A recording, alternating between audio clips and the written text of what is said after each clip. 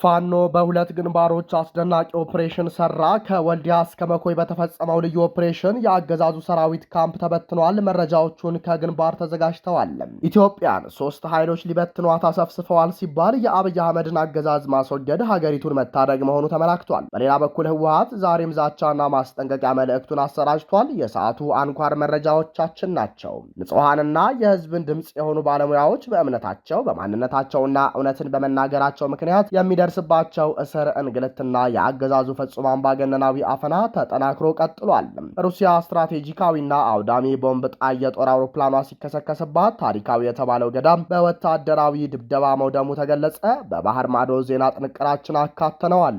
ሰላም፣ ጤና፣ ፍቅር የምንመኝላችሁ ውድ የብላክ ላይን ሚዲያ ቤተሰቦቻችን እናንተን ይመጥናሉ ብለን ያሰብናቸውን የተመረጡ ዕለታዊ የግንባርና ወቅታዊ መረጃዎችን ወደ እናንተ ይዘን ቀርበናል። ቻናሉን ሰብስክራይብ በማድረግ ቤተሰብ እንድትሆኑ እየጋበዝን ወደ መረጃዎቹ እናመራለን። በሁለት ግንባሮች በተሰነዘረ መብረቃዊ ጥቃት ፋኖ በድል ተንበሻበሸ። የፋኖ ክንድ ሲጠነክር የአገዛዙ ጦር እየተፍረከረከ ነው። የአማራ ፋኖ የነጻነት ትግል በመላው የክልሉ አካባቢዎች ስር እየሰደደና ስልታዊ ጥቃቶችን እያጠናከረ በመጣበት በዚህ ወቅት በሰሜን ወሎና በአፋብኃ ሸዋ ጠቅላይ ግዛት ግንባሮች በአገዛዙ ሰራዊት ላይ ከባድና የማያዳግም ወታደራዊ ምት መወሰዱ ተሰማ። ይህ ጥቃት የአገዛዙን መዋቅር ለከፍተኛ የፖለቲካና የወታደራዊ ኪሳራ የዳረገ ሲሆን የፋኖን የጦር ሜዳ የበላይነት ይበልጥ ያረጋገጠ ሆኗል። በሰሜን ወሎ ዞን ጉባላፍቶ ወረዳ ከወልዲያ ከተማ በቅርብ ርቀት ላይ በሚገኘው ልዩ ስሙ ሰዋ ሜዳ በተባለ አካባቢ የአማራ ፋኖ ብሔራዊ ንቅናቄ ወሎ ቤተ አማራ ምኒልክ እዝ የ102ኛ ኮር 12ኛ ክፍለ ጦር 6ኛ ሻለቃ ቃኝ አባላት ሰኔ 8 ቀን 2018 ዓ.ም የተቀናጀ የደፈጣ ጥቃት ፈጽመዋል። ጥቃቱ የተሰነዘረው ከወልዲያ ከተማ መነሻውን በማድረግ የአገዛዙን የሰራዊት ስንቅና ሬሽን በመጫን ወደ ሰዋ ሜዳ ቀበሌ በመጓዝ ላይ በነበረ ወታደራዊ ኮንቮይ ተሽከርካሪዎች ላይ ነው። በዚህ ድንገተኛ ማጥቃት 8 የአገዛዙ ሰራዊት አባላት ወዲያውኑ የሞቱ ሲሆን 15 የሚሆኑት ደግሞ ከባድ ቁስለኛ ሆነው በወልዲያ ሆስፒታል መግባታቸውን የኮሩ የውስጥ መረጃዎች አመልክተዋል። ይህ የደረሰበት ድንገተኛ ምት ያወዛገበውና በህዝብ ዘንድ በደረሰበት የፖለቲካ ኪሳራ ክፉኛ የተነካው የብልጽግናው አገዛዝ የተለመደውን የሽንፈት መበቂያ ስልት በመጠቀም በንጹሐን ዜጎች ላይ የጭካኔ እርምጃ ወስዷል። የ102ኛ ኮር ህዝብ ግንኙነት መምሪያ እንደገለጸው ወታደራዊ ግዳጁን መወጣት ያቃተው ሰራዊቱ ለአዛውንቶችና ለህፃናት ሰራራ አንድ የ9 ዓመት ህፃን ልጅና አንድ አዛውንት ሽማግሌን በገፍ ረሽኗል። ይህ ድርጊት የአገዛዙን የሞራል ውድቀትና የመጨረሻ መፈራገጥ በግልጽ የሚያሳይ መሆኑ ተመልክቷል። በሌላኛው የውጊያ መስመር በአፋብኃ ሸዋ ጠቅላይ ግዛት አሳምነው እዝ ስር የሚንቀሳቀሰው መሐመድ ቢሆነኝ ኮር አስቴ ጎማ ተራራ ክፍለ ጦር በአንጾኪያ ገምዛ ወረዳ መኮይ ከተማ መሽገው በነበሩ የብልጽግና ኃይሎች ላይ የተቀናጀና ስልታዊ ጥቃት ሰንዝሯል። ክፍለ ጦሩ በመኮይ ከተማ ፖሊስ ጣቢያ ላይ በሰነዘረው የመካናይዝድ ሞርተር ጥቃት የካድሬ የሚሊሻ የፖሊስና የኮማንዶ ጥምር ስብስብ የነበሩ 10 ታጣቂዎች ተመተዋል።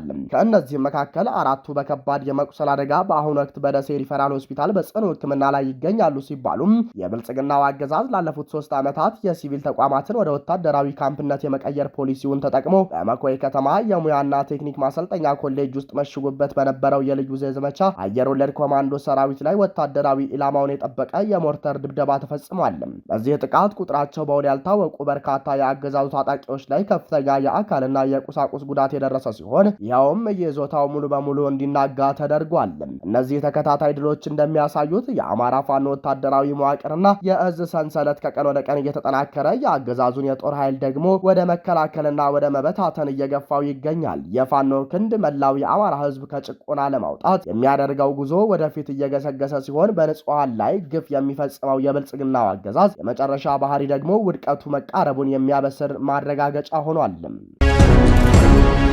የኢትዮጵያ ፖለቲካዊ ውጥረት ዳግም ወደ ለየለት ግጭት ሊያመራ የሚችልበት ስጋት ማንዣበቡን የሚያሳዩ ምልክቶች እየታዩ ነው። ትናንት ሰኔ 8 ቀን 2018 ዓ.ም የወጣው የህዝባዊ ወያኔ ሓርነት ትግራይ ህወሓት ሳምንታዊ መግለጫ በብልጽግና ላይ ከባድ ወታደራዊና ኢኮኖሚያዊ ክሶችን የሰነዘረ ሲሆን ይህም የፕሪቶሪያውን የሰላም ስምምነት ተሰባሪነትና የሁለቱን አካላት ቁርጠኝነት ጥያቄ ውስጥ የሚጥል ሆኗል።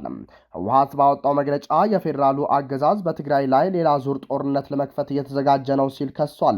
በትግራይ የተለያዩ አካባቢዎች የድሮን ጥቃቶች መፈጸማቸውን የፌዴራሉ ብልጽግና ሰራዊትና ሚሊሻዎች በክልሉ ድንበር ላይ በብዛት መሰለፋቸውን እንዲሁም በመሰረታዊ ሸቀጦች፣ መድኃኒቶችና ሰብአዊ እርዳታዎች ላይ እገዳ መጣሉን ይዘረዝራል። ህወሓት ችግሮችን በውይይት ለመፍታት ዝግጁ መሆኑንና እስካሁን ጦርነት ያልተነሳው በትግራይ በኩል ባለው ትዕግስት ብቻ እንደሆነ መግለጹ ራሱን ፍጹም ሰላማዊ አስመስሎ የማቅረብ የተለመደ የፖለቲካ አካሄድነቱን አሳይቶበታል። መግለጫውም የትግራይ ህዝብ ከትግራይ ኃይሎች ወይም ቲዲኤፍ ጎን እንዲሰለፍና ራሱን እንዲከላከል ጥሪ ማቅረቡ ፓርቲው አሁንም ከሰላማዊ አማራጮች ይልቅ ወደ ወታደራዊ ንቅናቄና የጦርነት ክስ የመመለስ ዝንባሌ እንዳለው ያሳያል። የሰላም ስምምነቱ ሙሉ በሙሉ ትጥቅ መፍታትን የሚደነግግ ቢሆንም ህወሓት አሁንም ክልላዊ የጦር ኃይል መኖሩን በይፋ ማመኑንና ህዝቡን ለጦርነት መቀስቀሱ የሰላም ሂደቱን ዋጋ የሚያሳጣ እርምጃ ነው የሚሉ የብልጽግና ደጋፊዎችም አልጠፉም። የብልጽግና ፓርቲ መራሹ መንግስት በትግራይና በተለያዩ የሀገሪቱ አካባቢዎች ስላሉት ወታደራዊ እንቅስቃሴዎችና የድሮን ጥቃቶች የሚቀርቡበትን ክሶች በተመለከተ ግልጽና ተአማኒ መረጃ ለህዝብ ከመስጠት ተቆጥቧል። ብልጽግና በክልሉ ድንበሮች ላይ ስላለው የሰራዊት ስምሪትና የትጥቅ ማከማቸት ሂደት ግልጽ መረጃ አለመስጠቱ በትግራይም ሆነ በሌሎች አካባቢዎች ስጋትና አለመረጋጋት እንዲነክስ በር ከፍቷል። በተለይም በክልሉ ለ3 ወራት የሰብአዊ እርዳታ መቋረጡንና የመድኃኒት እገዳ መጣሉን የሚገልጹት ክሶች ከፖለቲካ ፍጆታ ባለፈ በተጨባጭ የሚታዩ ናቸው። የአገዛዙ መንግስት ነኝ እንደማለቱ የዜጎችን ደህንነት የመጠበቅ ኃላፊነቱን ጥያቄ ውስጥ የሚጥሉ ናቸው። ብልጽግና ችግሮችን በህጋዊና በግልጽ የፖለቲካ ውይይት ከመፍታት ይልቅ የኃይል አማራጭን እንደ ዋነኛ የቁጥጥር ስልት መጠቀም ማዘውተሩ ሀገሪቱን ከማያልቅ የጦርነት አዙሪት ውስጥ እንዳትወጣ አድርጓታል። በአሁኑ ወቅት በኢትዮጵያ በተለያዩ ክልሎች ያለው የጸጥታ መበላሸት፣ የኢኮኖሚ ውድቀትና ማህበራዊ ቀውስ በከፍተኛ ደረጃ ላይ ይገኛል።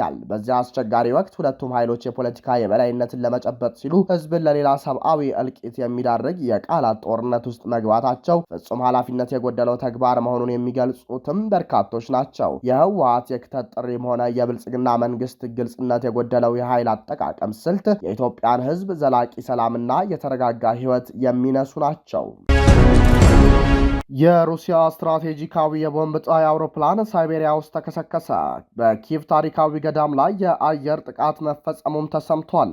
በሳይቤሪያ ኢርኩትስክ ግዛት ውስጥ የልምምድ በረራ ላይ የነበረ የሩሲያ ስትራቴጂካዊ የቦምብ ጣይ አውሮፕላን ቱ-22ኤም3 መከስከሱን የሀገሪቱ መከላከያ ሚኒስትር አስታወቀ።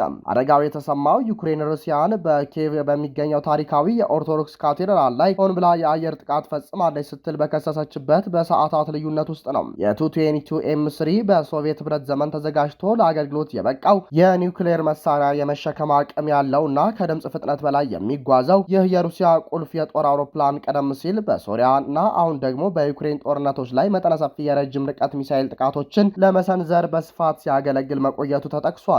በማህበራዊ ሚዲያ ላይ የተሰራጩ ተንቀሳቃሽ ምስሎች እንዳሳዩት አውሮፕላኑ ከአንጋራ ወንዝ አቅራቢያ ወደሚገኝ ጥቅጥቅ ያለ ደን ውስጥ ተወርውሮ ሲከሰከስና ከፍተኛ የፍንዳታ እሳትና የጭስ ማዕበል ሲያስነሳ ያሳያል።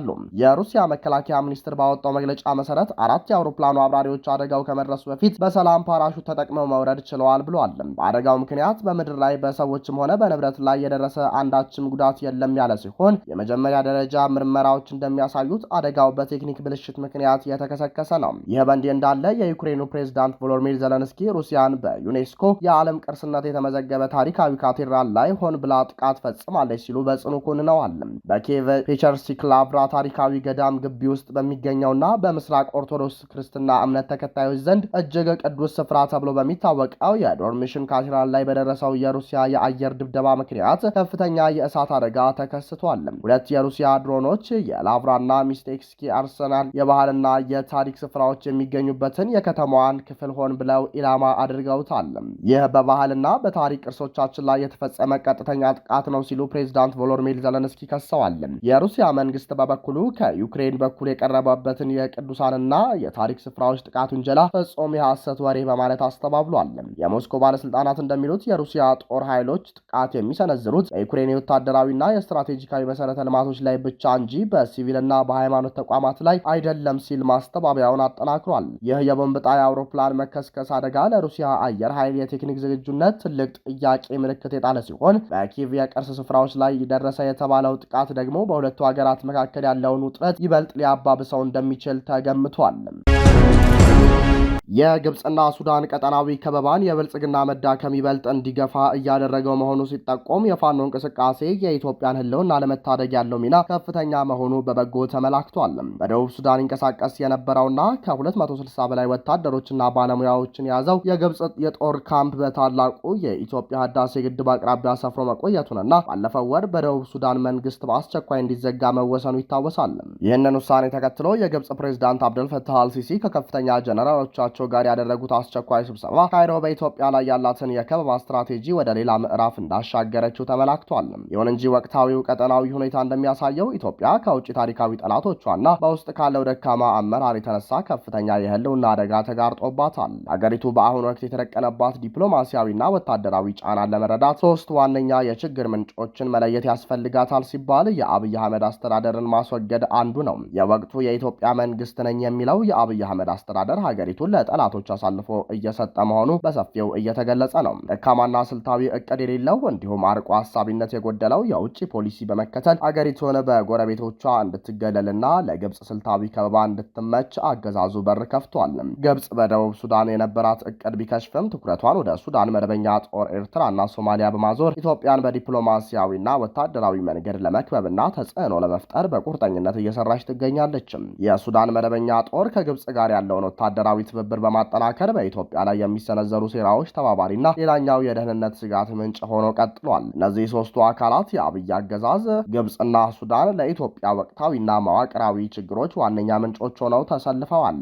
ይህንን በውስጥ የአብይ አህመድ አገዛዝ ታሪካዊ ስህተትና በውጭ ደግሞ በግብጽና ሱዳን ጥምረት የተደቀነውን ታላቅ አደጋ ለመቀልበስ ብቸኛው አስተማማኝ አማራጭ የፋኖ ኃይሎች ህዝባዊ እንቅስቃሴ መሆኑ እየታመነበት መምጣቱ ተገልጿል። የአብይ አህመድ አገዛዝ ሀገሪቱን ለባዕዳን አሳልፎ በመስጠትና ብሔራዊ ጥቅሟን አሳልፎ በካደበት በዚህ የታሪክ ምዕራፍ ፋኖ የሚያደርገው ተጋድሎ የሀገርን ሉዓላዊነት ለመጠበቅና የተደቀነውን ቀጠናዊ ከበባ ሙሉ በሙሉ ለመቀልበስ የሚያስችል ብቸኛ የህዝብ አለኝታ ነው። ፋኖ በሀገር ውስጥ እያደረገ ያለው ስር ነቀል የነጻነትና የህልውና እንቅስቃሴ የውስጡን ደካማ ስርዓት በማስወገድ የውጭ ጠላቶች በኢትዮጵያ መዳከም ተጠቅመው የጀመሩትን ዲፕሎማሲያዊና ወታደራዊ ከበባ ለማክሸፍና የሀገሪቱን ታሪካዊ ክብር ለመመለስ ትልቅ አቅም እንዳለው ተጠቅሷል። ለዚህ ደግሞ በሀገሪቱ በተለያዩ አቅጣጫዎች የአብይ አህመድን አገዛዝ ለማስወገድ የተነሱና በኢትዮጵያዊነት ብቻ የሚያምኑ ታጋዮች ጋር ቅንጅት መፍጠር በአዎንታዊ ሊታይ እንደሚችል ተመላክቷል። ጋዜጠኛ ሳልሳዊት ባይነሳኝ በግፍ ለእስር መዳረጓና አገዛዙ መረጃ እየደበቀበት ያለው መንገድ በማህበራዊ ሚዲያ ከፍተኛ ቁጣን እየቀሰቀሰ ነው። በአርሲ የተፈጸመውን አረመኔያዊ የክርስቲያኖች ግድያ በመቃወምና አትግደሉን የሚል የፍትህ ድምፅ በማሰማቷ ምክንያት የታሰረችው ጋዜጠኛ ሳልሳዊት ባይነሳኝ በነ መምህርት ዘላለም መዝገብ ተካታ ክስ እንደቀረበባትና አሁንም በእስር ላይ እንደምትገኝ ተረጋግጧል። ጋዜጠኛ ሳልሳዊት ቀደም ሲል በዋልታ ቴሌቪዥን እና በፋና ቴሌቪዥን በጋዜጠኝነት ሙያዋ ያገለገለች ሲሆን አብዛኞቹ ዜጎችና ተከታዮቿ ደግሞ በማህበራዊ ሚዲያ ገጾቿ ስለ ኢትዮጵያ አንድነትና ስለ ኦርቶዶክሳዊት ቤተክርስቲያን መብት በቁርጠኝነት በመሟገትና እውነትን በመናገር ያውቋታል። የቅርብ ምንጮችና የቤተሰብ አባላት እንዳረጋገጡት ጋዜጠኛዋ ሰኔ 1 ቀን 2018 ዓ.ም ሰኞ ዕለት በአዲስ አበባ ፖሊስ ኮሚሽን ፒያሳ አካባቢ በአገዛዙ አፋኝ ኃይሎች ተይዛ እንደታሰረችና ክስ እንደተመሰረተባት ገልጸዋል። በታሰረችባቸው በመጀመሪያዎቹ 2 ቀናት ቤተሰቦቿ እንዳይጠይቋትና እንዳያገኟት ሙሉ በሙሉ ተከልክላ የቆየች ሲሆን ጨለማ ክፍል ተብሎ በሚጠራውና ይፋዊ ባልሆነ ሰብአዊነት በጎደለው የማቆያ ክፍል ውስጥ ተዘግቶባት እንደነበር ተጠቁሟል። በአሁኑ ሰዓት ግን ወደ መደበኛ እስረኞች ማቆያ ክፍል መዛወሯ ተገልጿል። ይህንን ተከትሎ በማህበራዊ ሚዲያዎች ላይ ከፍተኛ ቅሬታና ትችት እየተሰነዘረ ይገኛል። ብዙዎች ድርጊቱን ሲያወግዙት ኦርቶዶክሳዊ ሆነ ከተገኘህና ንጹሐንን አትግደሉ የሚል የፍትህ ድምፅ ካሰማ እውነተኛው ገዳይ ከሳሽ ሆኖ ወደ ጨለማ ቤት ያስገባሃል በማለት አሳዛኝ እውነታ ውስጥ እንገኛለን ሲሉ የአገዛዙን አካሄድ እየተቃወሙ ናቸው። የሰብአዊ መብት ተሟጋቾች ቅሬታ እንደሚያሳየው ይህ በጋዜጠኛ ሳልሳዊትና በሌሎች ንጹሐን ዜጎች ላይ እየተፈጸመ ያለው እስር የአገዛዙን ስር የሰደደ ፍርሃት የሚያሳይ ነው። አገዛዙ የዜጎችን ደህንነት መጠበቅ ከተሳነውና የንጹሐንን ደም በከንቱ እያፈሰሰ ባለበት በዚህ ወቅት ዋነኛ ትኩረቱን ያደረገው የራሱን ገመናና ስህተት መሸሸግ ላይ ነውም ብለውታል። አገዛዙ የሚዲያ ነጻነትን በኃይል በማፈን እውነተኛ የህዝብ ድምፅ የሆኑ ባለሙያዎችን ማሰርና ማዋከብ የተለመደ ስልቱ ሆኗል። ብለዋል። አገዛዙ የፈጸማቸውና ያስፈጸማቸው ያሉ ግፎች ለዓለም ማህበረሰብ እንዳይጋለጡና የህዝብ ቁጣ እንዳይቀሰቀስ ለማድረግ ሲል ብቸኛ አማራጭ አድርጎ የወሰደው የሐሳብ ነጻነትን ማገትና ጋዜጠኞችን ማሳደድ መሆኑ በአደባባይ እየታየ ነው። ንጹሐንና የህዝብ ድምጽ የሆኑ ባለሙያዎች በእምነታቸው በማንነታቸውና እውነትን በመናገራቸው ምክንያት የሚደርስባቸው እስር፣ እንግልትና ፍጹም አምባገነናዊ አፈና በአስቸኳይ ሊቆም እንደሚገባ የሰብአዊ መብት ተሟጋቾችና መላው ህዝብ በጥብቅ እየጠየቀ ቢሆንም አገዛዙ ግን ባልሰማ ጆሮ የግፍ ተግባሩን አስቀጥሏል። ክቡራንና ክቡራት አድማጭ ተመልካቾቻችን ለሰዓቱ የነበረን የዜናና የመረጃ ስርጭታችን ይህንን ይመስል ነበር። ቻናሉን ሰብስክራይብ በማድረግ ቤተሰብ እንድትሆኑ እየጋበዝን ጤና ይስጥልን።